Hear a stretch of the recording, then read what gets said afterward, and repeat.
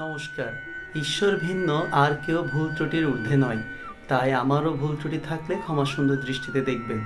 এই ভিডিওটি একান্ত আমার ক্ষুদ্র জ্ঞানের আলোকে তৈরি।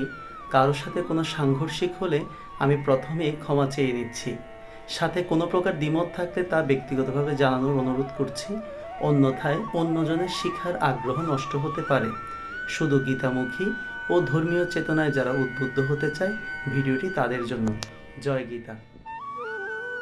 নমস্কার সবাইকে। আমরা গীতা মাহাত্ম্যের আমাদের দ্বিতীয় ক্লাসে এসেছি। আজকে আমরা পড়ব 46 দিয়ে আমরা শুরু করব, ঠিক আছে? তাহলে আমরা শুরু করি। গীতা গীতা আশ্রয়ে আশ্রয়ে গীতা আশ্রয়ে গীতা আশ্রয়ে গীতা আশ্রয়ে গীতা আশ্রয়ে দেখি বলো তো। গীতা আশ্রয়ে হ্যাঁ, অহম অহম অহম অহম অহম অহম তিষ্ঠামি তিষ্ঠামি তিষ্ঠামি তিষ্ঠামি তিষ্ঠামি তিষ্ঠামি অহম তিষ্ঠামি। অহম তিষ্ঠামি দেখি তোমরা বলো তো। অহম তিষ্ঠামি প্রথম থেকে বলো তো। গীতা আশ্রয়ে অহম তিষ্ঠামি। আসো আমরা একটু বাংলাটা জানি। গীতার গীতার আশ্রয়ে আশ্রয়ে আমি থাকি। আমি থাকি। তাহলে ভগবান কার আশ্রয়ে থাকে? গীতার আশ্রয়ে। যার বাংলা হচ্ছে কি এইটা, তাই তো? তাহলে গীতা আশ্রয়ে অহম তিষ্ঠামি, তার বাংলা কি? গীতার আশ্রয়ে আমি থাকি। Very good. এরপর বলো গীতা মে গীতা মে পরমম পরমম পরমম পরমম গৃহম গৃহম গৃহম গৃহম গীতা মে পরমম গৃহম। গীতা মে পরমম গৃহম দেখি তোমরা বলো তো। গীতা মে পরমম গৃহম। যার বাংলা হচ্ছে গীতায় আমার আমার পরম গৃহ। পরম গৃহ। গৃহ মানে কি? ঘর। ঘর। তাহলে ভগবানের পরম ঘর কোনটা? গীতা। গীতা। যখন কেউ গীতা শিখতে যাবে বা কেউ যদি গীতা পড়তে উৎসাহিত না হয়, তখন তোমরা গীতা মাহাত্ম্য থেকে এটা বলবে, ভগবানের পরম ঘর হচ্ছে শ্রীমদ্ ভগবত গীতা। আচ্ছা, এবার নিচে দেখো। গীতা জ্ঞানম গীতা জ্ঞানম গীতা জ্ঞানম। গীতা জ্ঞানম দেখি বলো তো। গীতা জ্ঞানম সমাশ্রিত সমাশ্রিত সমাশ্রিত। সমাশ্রিত এই ত এখানে কয়বার উচ্চারিত হবে? দুইবার। কেন বলো তো? কি আছে একটা? হ্যাঁ, খুব সুন্দর। তোমরা তাহলে আগের ক্লাসগুলো করেছো, তাই না? ঠিক আছে। সমাশ্রিত সমাশ্রিত গীতা জ্ঞানম গীতা জ্ঞানম সমাশ্রিত। সমাশ্রিত আচ্ছা, যার দেখি তোমরা আগে বলো তো। গীতা গীতা জ্ঞানম সমাশ্রিত। আর সেটার বাংলাটা জানি। গীতা জ্ঞান গীতা জ্ঞান আশ্রয় করে আশ্রয় করে গীতা জ্ঞান গীতা জ্ঞান আশ্রয় করে। আশ্রয় করে এরপর দেখো ত্রিলোকিম ত্রিলোকিম ত্রিলোকিম ত্রিলোকিম ত্রিলোকিম ত্রিলোকিম পালয়ামি পালয়ামি পালয়ামি পালয়ামি পালয়ামি পালয়ামি অহম। অহম অহম মানে হচ্ছে আমি। অহম শব্দের অর্থ কি? আমি ত্রিলোকিম ত্রিলোকিম পালয়ামি পালয়ামি অহম। অহম দেখি তোমরা বলো তো। ত্রিলোকিম ত্রিলোকিম পালয়ামি অহম। যার অর্থ হচ্ছে আমি আমি ত্রিভুবন ত্রিভুবন পালন করি। পালন করি আমি ত্রিভুবন পালন করি। আমি ত্রিভুবন পালন করি। আচ্ছা, দেখি বলো তো তাহলে ভগবান কিভাবে ত্রিলোক মানে ত্রিভুবন পালন করে? কিভাবে পালন করে?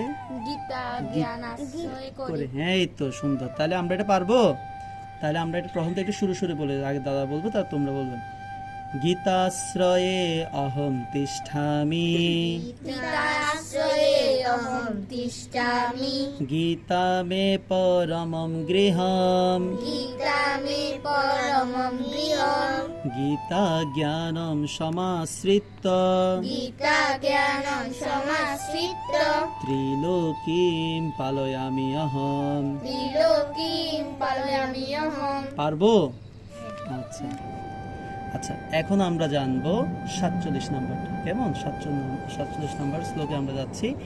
তাহলে আমরা বলি গীতা মে গীতা মে পরমা পরমা গীতা মে গীতা মে পরমা পরমা বিদ্যা বিদ্যা পরমা বিদ্যা। পরমা বিদ্যা দেখি তোমরা বলো তো। গীতা মে পরমা বিদ্যা হ্যাঁ, ব্রহ্মরূপা ব্রহ্মরূপা ব্রহ্মরূপা ব্রহ্মরূপা ন সংশয় ন সংশয় ব্রহ্মরূপা ব্রহ্মরূপা ন সংশয় ন সংশয় দেখি তোমরা বলো তো।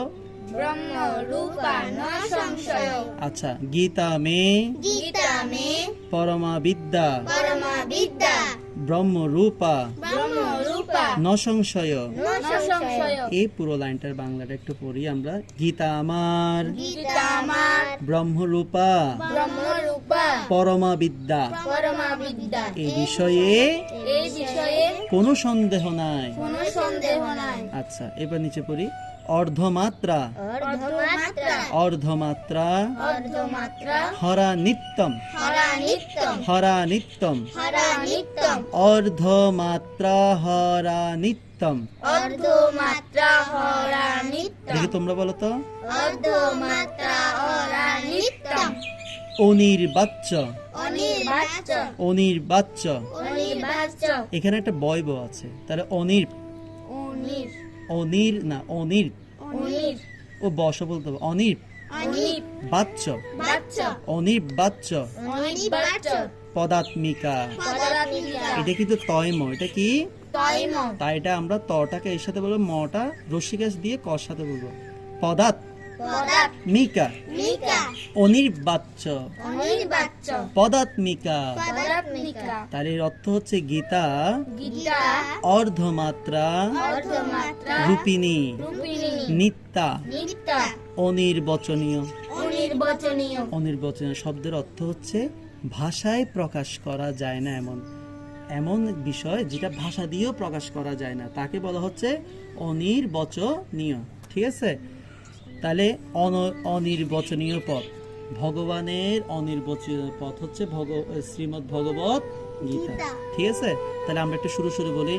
গীতা মে পরমা বিদ্যা গীতা মে পরমা বিদ্যা গীতা মে পরমা বিদ্যা গীতা মে পরমা বিদ্যা ব্রহ্মরূপা ন সংশয় ব্রহ্মরূপা ন সংশয় ব্রহ্মরূপা ন সংশয় ব্রহ্মরূপা ন সংশয় অর্ধমাত্রা হরা নিত্যম অর্ধমাত্রা হরা নিত্যম অনির্বাচ্য পদাত্মিকা। অনির্বাচ্য পদাত্মিকা